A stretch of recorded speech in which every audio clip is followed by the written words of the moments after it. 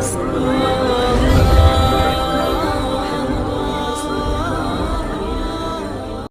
اللہ الرحمن الرحیم۔ السلام علیکم دوستو، میرا نام ہے شاہد پٹھان اور آپ دیکھ رہے ہیں نور حدیث۔ جب بھی دنیا کے سب سے طاقتور ملک امریکہ میں اسلام کی تاریخ اتہاس کا ذکر کیا جائے گا تو 9/11 کا نام ضرور لیا جائے گا۔ 9/11 نہ صرف ایک دردناک حادثہ تھا بلکہ اس نے امریکہ کے اندر اسلام کو لے کر نئی سوچ اور بحث کو جنم دیا۔ حالانکہ اس واقعے کے بعد میڈیا نے اسلام کو بدنام کرنے کی ہر ممکن کوشش کی، لیکن سچائی تو یہ ہے کہ یہی وہ موڑ تھا جس نے امریکہ کے عام لوگوں کو اسلام کے بارے میں جاننے اور سمجھنے پر مجبور کر دیا۔ 9/11 کے بعد امریکی میڈیا میں دن رات اسلام کے خلاف پروپیگنڈا چلایا گیا۔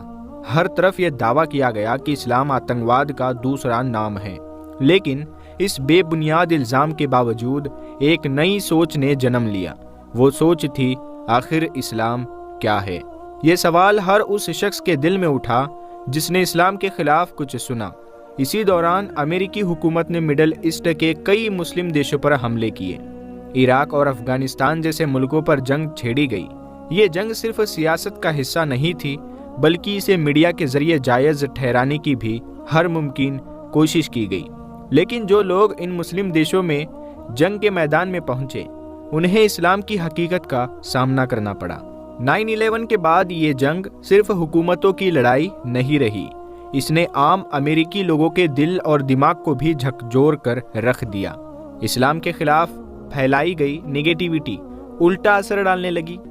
US ریلیجن سینسس کے آنکڑے بتاتے ہیں کہ سال 2000 سے 2010 کے بیچ امریکی مسلم آبادی 1 ملین سے بڑھ کر 2.6 ملین ہو گئی۔ یہ 67% کا اضافہ تھا۔ 2017 کی پیو ریسرچ سینٹر کی رپورٹ کے مطابق امریکہ میں مسلمانوں کی تعداد 3.5 ملین کے قریب پہنچ گئی تھی، اور آج یہ تعداد اور بھی زیادہ ہو چکی ہے۔ جو بات سب سے زیادہ حیران کرتی ہے وہ یہ ہے کہ پچھلے 20 سے 30 سالوں میں اسلام اپنانے والے امریکیوں میں بڑی تعداد امریکی فوجیوں کی ہے، وہ فوجی جو جنگ کے میدان میں مسلمانوں سے لڑنے گئے تھے، خود اسلام کے راستے پر چل پڑے۔ تو آئیے جانتے ہیں اسلام اپنانے والے فوجیوں کی کہانی۔ پہلا نام آتا ہے Terry hold Brookes. Terry hold Brookes امریکی فوج کے ایک جوان تھے۔ ان کی تعیناتی گوانتانامو بے کے ڈیٹینشن کیمپ میں ہوئی۔ یہ کیمپ دنیا کے سب سے خطرناک اور بدنام جیلوں میں سے ایک ہے۔ یہاں مسلمان قیدیوں کو رکھا جاتا تھا جن پر کسی طرح کا ٹرائل نہیں ہوا تھا۔ ٹیری نے دیکھا کہ ان مسلمانوں کو بھیانک یاتنائیں دی جاتی تھی، مگر اس کے باوجود ان کا ایمان ڈگمگایا نہیں۔ ٹیری کو مسلمان قیدیوں کا صبر اور ان کے عقیدے نے گہرائی تک پربھاوت کیا۔ انہی قیدیوں میں سے ایک نے ٹیری کو اسلام کے بارے میں جاننے کی دعوت دی۔ ٹیری نے قرآن پڑھا اور اسلام کو سمجھنے کی کوشش کی۔ 2008 میں ٹیری نے اسلام قبول کر لیا اور اپنا نام عبداللہ مصطفیٰ رکھ لیا۔ ٹیری کے اس فیصلے نے امریکی میڈیا میں بھوچال مچا دیا۔ انہیں ہر طرف سے آلوچنا کا سامنا کرنا پڑا، مگر وہ اپنے ایمان پر ڈٹے رہے۔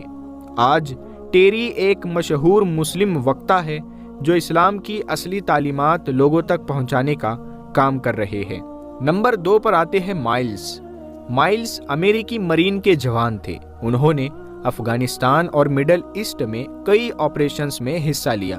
شروع میں مائلز بھی اسلام کو لے کر وہی سوچ رکھتے تھے جو اکثر امریکی فوجیوں میں پائی جاتی ہے، لیکن جب مائلز نے مسلم دیشوں میں وقت بتایا، وہاں کے لوگوں کی مہمان نوازی، تہذیب اور اسلامی تعلیمات کو قریب سے دیکھا تو ان کی سوچ بدل گئی۔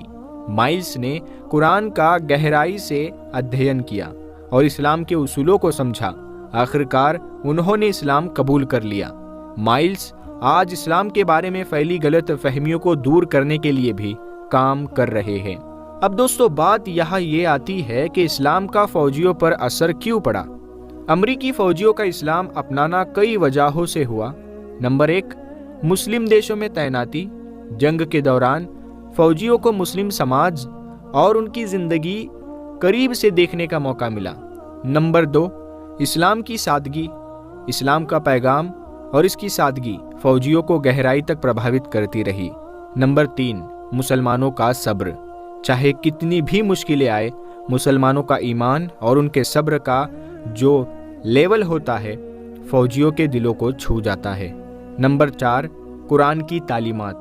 قرآن کے میسیجز جیسے انصاف، محبت اور برابری فوجیوں کو ایک نئی سوچ دیتے ہیں۔ اسلام کا اثر صرف آج کے دور تک محدود نہیں ہے۔ اگر اتہاس میں جائے تو حضرت خالد بن ولید رضی اللہ تعالیٰ عنہ کا نام سب سے پہلے آتا ہے۔ حضرت خالد بن ولید جنہوں نے اپنی زندگی میں کبھی کوئی جنگ نہیں ہاری، جنہیں اللہ کی تلوار اور سیف اللہ کا لقب رسول اللہ صلی اللہ علیہ وسلم نے خود دیا تھا، شروع میں وہ اسلام کے بڑے دشمن مانے جاتے تھے، سب سے بڑے دشمن۔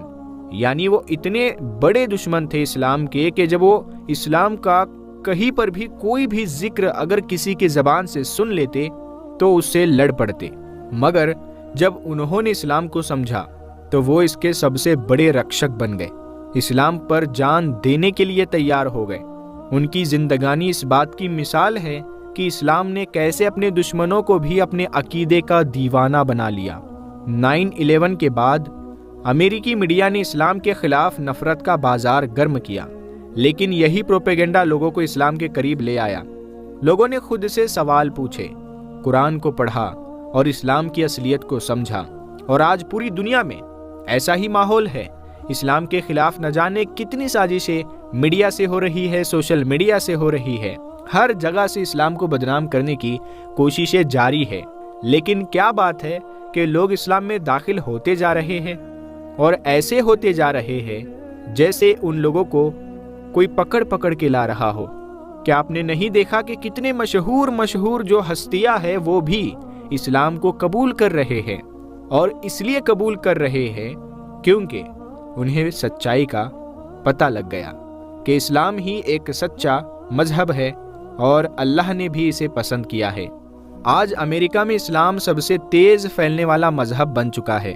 ہر سال ہزاروں لوگ اسلام اپنا رہے ہیں، اور یقیناً یہ صرف شروعات ہے۔ اور ان سب سے ایک بات ثابت ہوتی ہے، حقیقت کو دبایا نہیں جا سکتا، چاہے جتنا بھی پروپیگنڈا ہو۔ اسلام کا پیغام اپنی روشنی خود پھیلاتا ہے۔ دوستو، آپ کی نظر میں ایسا کون سا وہ سیلیبریٹی ہے یا ایسی کون سی مشہور ہستی ہے جنہوں نے حال ہی میں اسلام کو قبول کیا ہو؟ ان کا نام کمنٹ باکس میں ضرور لکھ دینا۔